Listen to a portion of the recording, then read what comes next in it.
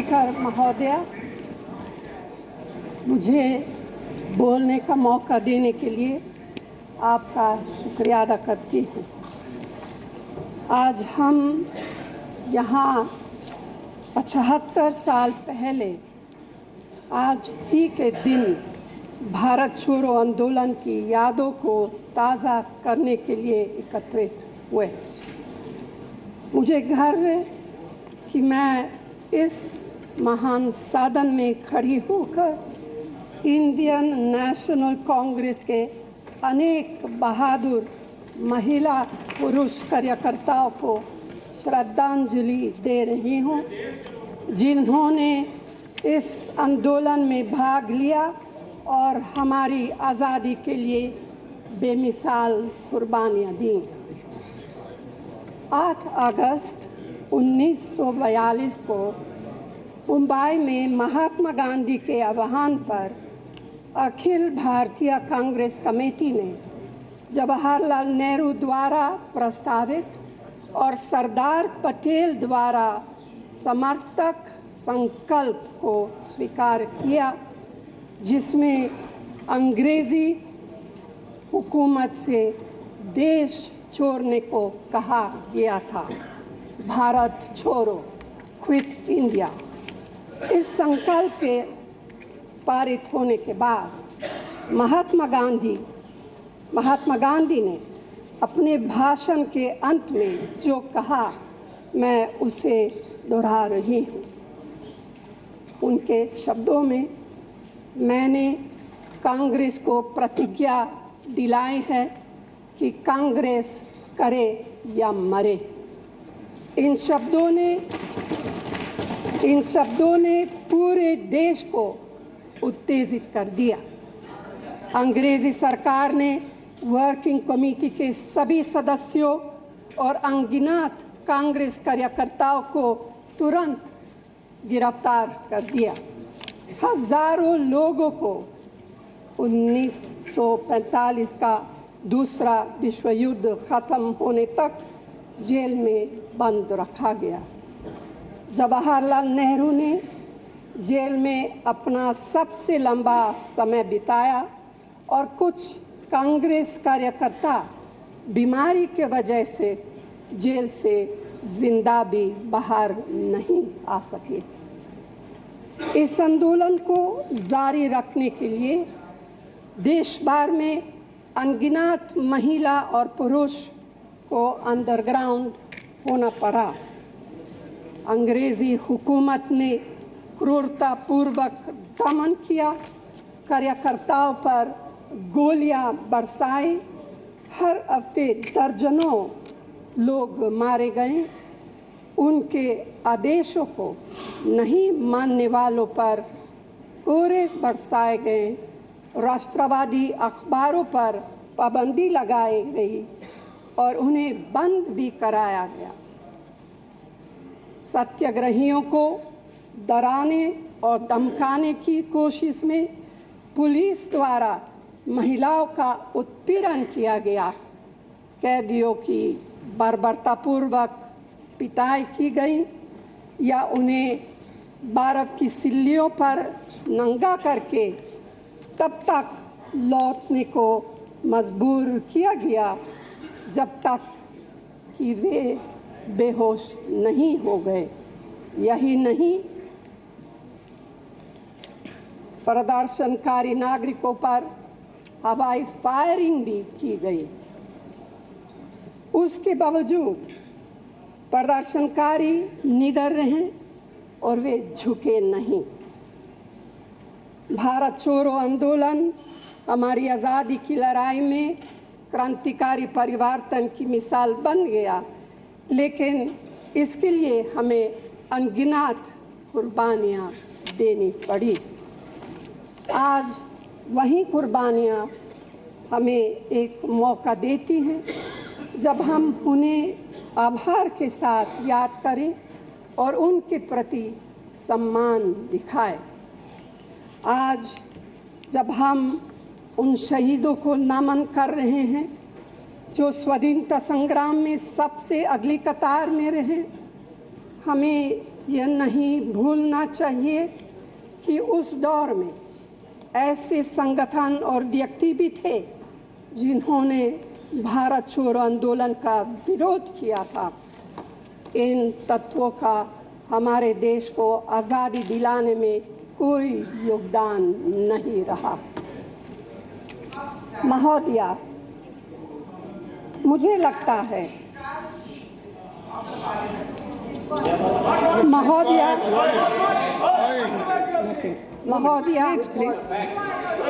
मुझे लगता है कि जब हम क्विट इंडिया की 75वीं सालगिरह मना रहे हैं, तब देशवासियों के मन में कई आशंकाएं भी हैं।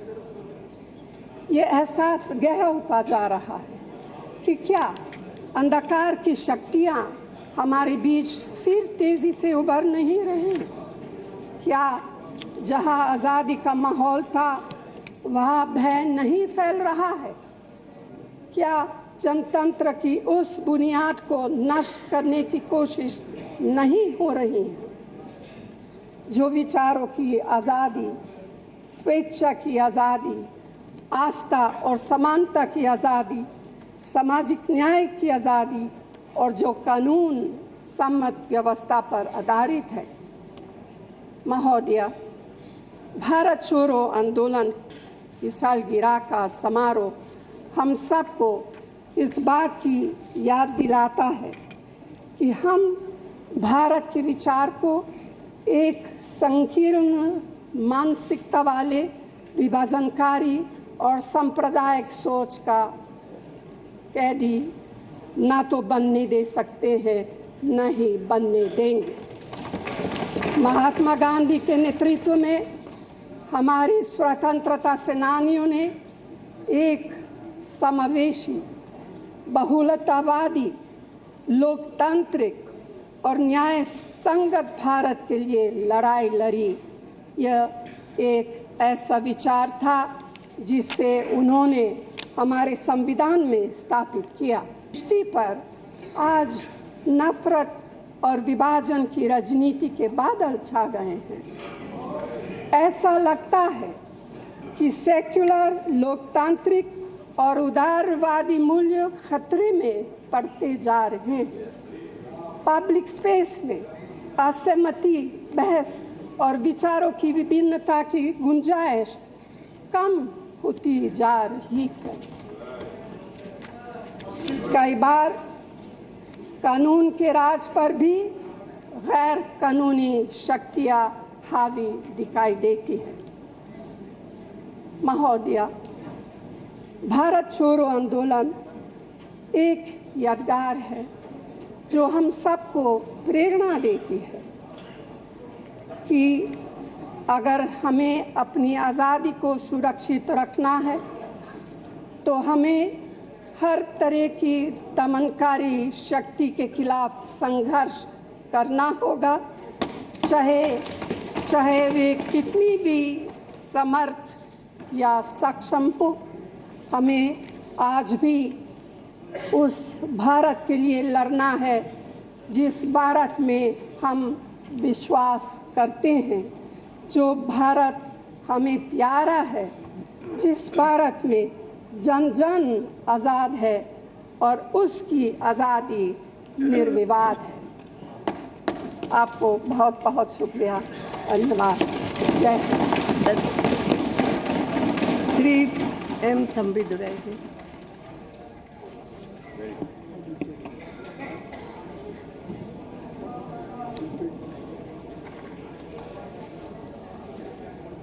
மாண்புமிகு மக்களவைத் தலைவர் அவர்களே, வணக்கம்। तो अगस्त क्रांति पर संसद में विशेष चर्चा हो रही है और सोनिया गांधी ने मुख्य रूप से जो बातें कही वो एक बार मैं दोहरा दूं आपके लिए। मुख्य तौर से उन्होंने कहा कि अंधकार की जो शक्तियां हैं वो एक बार फिर से प्रबल हो रही हैं, जनतंत्र की शक्ति को नुकसान पहुंचाने की कोशिश हो रही है और अभिव्यक्ति की जो आज़ादी है, नफरत है, विभाजन की राजनीति है, वो कहीं ना कहीं हावी होती जा रही है और कानून के राज पर गैर कानूनी शक्ति भी हावी होती जा रही हैं और हमें मिलकर दमनकारी शक्तियों के खिलाफ संघर्ष करना होगा। तो मुख्य तौर पर ये बातें कही गई सोनिया गांधी की तरफ से। तो क्विट इंडिया मूवमेंट के 75वीं ये सालगिरह मनाई जा रही है और इसी उपलक्ष्य में ये संसद में विशेष चर्चा इस वक्त हो रही है। सोनिया गांधी से पहले प्रधानमंत्री नरेंद्र मोदी ने संबोधित किया और उन्होंने मुख्य तौर पर नया संकल्प लेने की बात कही कि पहले जो नारा लगाया गया था वो था करेंगे या मरेंगे, लेकिन अब हमें नया संकल्प लेना होगा। अशिक्षा, गंदगी, भ्रष्टाचार, आतंकवाद को हम दूर करके रहेंगे और ये जो नया नारा है वो होगा कि करेंगे और करके रहेंगे। इस बात पर जोर दिया प्रधानमंत्री मोदी ने।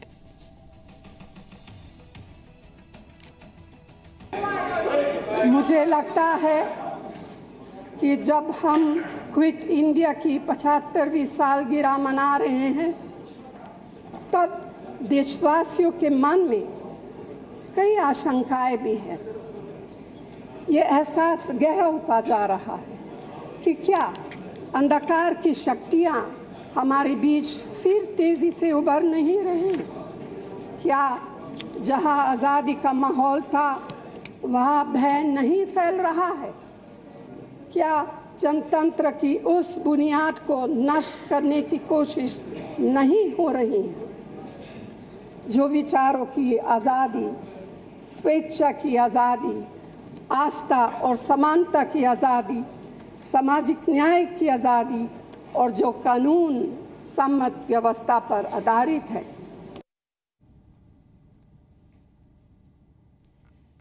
तो सोनिया गांधी को आप सुन रहे हैं किस तरह से उन्होंने अगस्त क्रांति पर संसद में विशेष चर्चा में अपनी बातें कहीं और मुख्य तौर पर जनतंत्र की शक्ति को नुकसान पहुंचाने की कोशिश उन्होंने बताया कि अब जो है देश में जिस तरह से जो विभाजन की राजनीति हावी होती जा रही है, नफरत की राजनीति हावी होती जा रही है, अब हमें ये जो सोच है उसमें बदलाव लाना होगा। जो संकीर्ण विचारधारा है उसको बदलना होगा। कानून के राज पर जो गैर कानूनी शक्तियां हावी होती जा रही हैं उस पर हमें रोकथाम लगानी होगी और दमनकारी शक्तियों के खिलाफ हमें संघर्ष करना होगा। और सोनिया गांधी इससे पहले अगस्त क्रांति के मुद्दे पर संसद में विशेष चर्चा के दौरान जो मुख्य बातें प्रधानमंत्री मोदी ने कही, जिस नए संकल्प की उन्होंने बात की कि हमें यह बदलाव लाना होगा। 1942 के दौरान देश के मुद्दे जो थे वो बहुत ही अलग थे और उस वक्त नारा लगाया गया था करेंगे या मरेंगे, लेकिन उन्होंने नया नारा दिया कि करेंगे और हम करके रहेंगे। जितनी भी देश में समस्याएं हैं, चाहे वो अशिक्षा है, गंदगी है, भ्रष्टाचार है, आतंकवाद है, उसे दूर करने का हमें संकल्प लेना होगा और हम करके दिखाएंगे।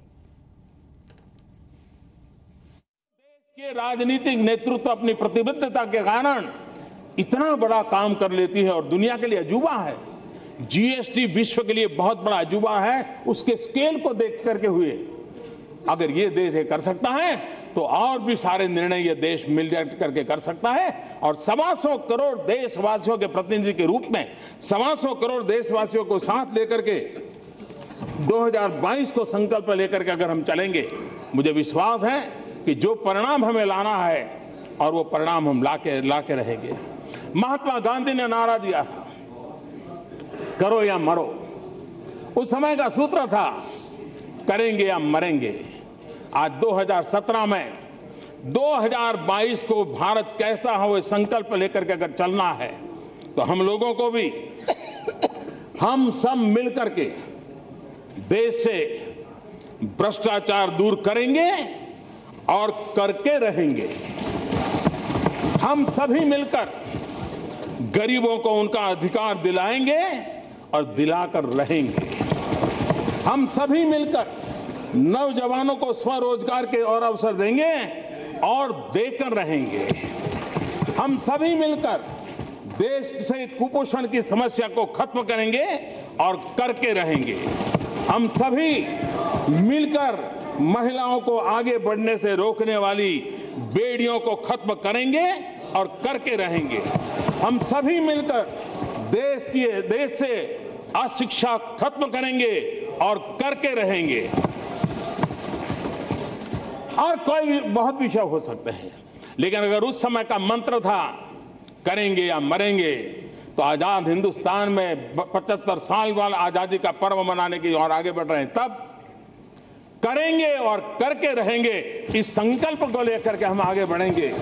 ये संकल्प किसी दल का नहीं, ये संकल्प किसी सरकार का नहीं, ये संकल्प 125 करोड़ देशवासी, 125 करोड़ देशवासियों के जनप्रतिनिधि, इन सबका मिलकर के जब संकल्प बनेगा तो मुझे विश्वास है संकल्प से सिद्धि के ये 5 साल 2017 से 2022 आजादी के 75 साल, आजादी के दीवानों को सपना पूरा करने का सामर्थ्यवान समय, इसको हम प्रेरणा का कारण बनाए। आज अगस्त क्रांति दिवस पर उन महापुरुषों का स्मरण करते हुए, उनके त्याग, तपस्या, बलिदान का स्मरण करते हुए, उस पुण्य स्मरण से आशीर्वाद मांगते हुए हम सब मिलकर के कुछ बातों पर सहमति बना करके देश का नेतृत्व दें, देश को समस्याओं से मुक्त करें, सपने, सामर्थ्य, शक्ति और लक्ष्य की पूर्ति के लिए आगे बढ़े। इसी एक अपेक्षा के साथ मैं फिर एक बार अध्यक्ष महोदय जी, मैं आपका आभार व्यक्त करता हूं और आजादी के दीवानों को नमन करता हूं।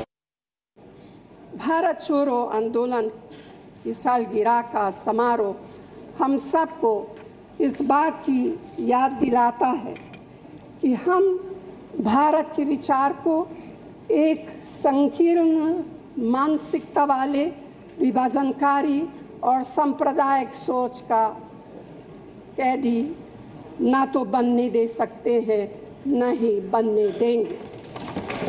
महात्मा गांधी के नेतृत्व में हमारी स्वतंत्रता सेनानियों ने एक समावेशी, बहुलतावादी, लोकतांत्रिक और न्याय संगत भारत के लिए लड़ाई लड़ी। यह एक ऐसा विचार था जिसे उन्होंने हमारे संविधान में स्थापित किया। लेकिन ऐसा लगता है कि इस दृष्टि पर आज नफरत और विभाजन की राजनीति के बादल छा गए हैं। ऐसा लगता है कि सेक्युलर, लोकतांत्रिक और उदारवादी मूल्य खतरे में पड़ते जा रहे हैं। पब्लिक स्पेस में असहमति, बहस और विचारों की विभिन्नता की गुंजाइश कम होती जा रही है। कई बार कानून के राज पर भी गैर कानूनी शक्तियां हावी दिखाई देती है।